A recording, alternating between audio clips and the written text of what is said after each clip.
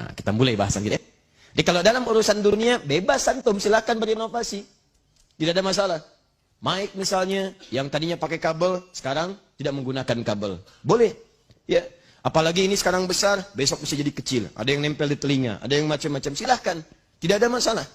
Sekarang orang presentasi, itu touchnya sudah nggak bawa handphone lagi. Di beberapa tempat sudah menggunakan lebih canggih lagi. Dia ada yang dilipat. Ya, dia ada yang seperti film. Yang dulu kita konika itu seperti itu, dia lebarkan seperti ini. Ada yang pakai sentuhan saja, layarnya nggak nampak. Macam-macam.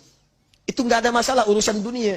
Tapi dalam urusan syariat, kata Nabi, jika ada seseorang mengada-ngadakan sesuatu dalam perkara syariat yang tidak ada dalil, petunjuk, dan atau, kalimat ini mesti muncul, dan atau contohnya. Awas, awas. Saya tuliskan ini pertama, saya garis bawahi.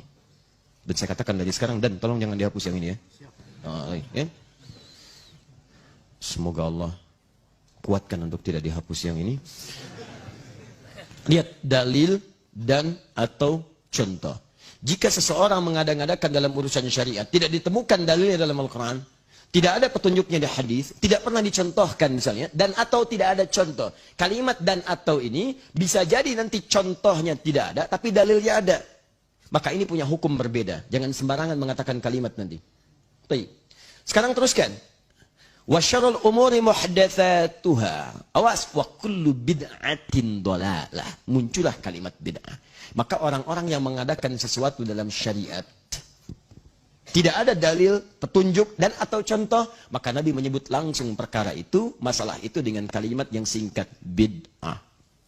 Ini, bid'atun.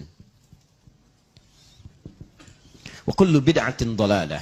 Dan setiap yang bid'ah dalam urusan syariat, itu berpotensi menghadirkan kesesatan. Sesat. Ini poinnya. Paham sampai sini? Halo? Paham? Baik. Jadi kalau kita kemudian ingin pahami apa itu bid'ah dalam pengertian syariat, maka Nabi memberikan definisi. Kata beliau, segala hal yang diada-adakan dalam urusan syariat, ditarik dalam nuansa syariat, padahal tidak ada dalil, tidak ada petunjuk, dan atau contoh sebelumnya. Mengerti sampai sini? Baik. Kalau dipahami, maka lihat konsekuensinya. Pertama, kullu bid'atin dhalalah. Setiap yang diada-adakan bisa tersesat. Dhalalah itu bisa untuk pribadi, bisa untuk orang lain. Jadi kalau ada orang berkreasi dalam urusan syariat, berinovasi dalam urusan syariat, dia bisa tersesat, orang lain bisa ikutan sesat. Jangan seketika, oh ini maulid bid'ah, Masya Allah, antum tuh bid'ah dari kepala sampai kaki. Ya. Saya luar biasa kesal, kadang ada orang bikin perbandingan begini, maulid Nabi, maulid. Zaman Nabi tidak ada coret, zaman sahabat tidak ada coret, zaman tabi'in tidak ada coret, zaman ini ada, lalu diserupakan, ya ikut-ikut ke sini. Antum kalau mengamalkan hukum seperti ini fatal. Zakat pakai beras, zaman Nabi coret, zaman sahabat coret, ya, zaman tabi'in coret, zaman ulama coret, zaman antum ada bid'ah antum. Cara menyimpulkan hukum bukan seperti ini. Lihat turunannya, lihat dalilnya, lihat pemahamannya, lihat turunan-turunan fikihnya.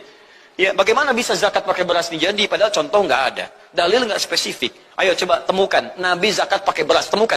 Kalau antum menemukan, Masya Allah, saya bermohon kepada Allah supaya Allah mempercepat hajinya antum dan masuk surga.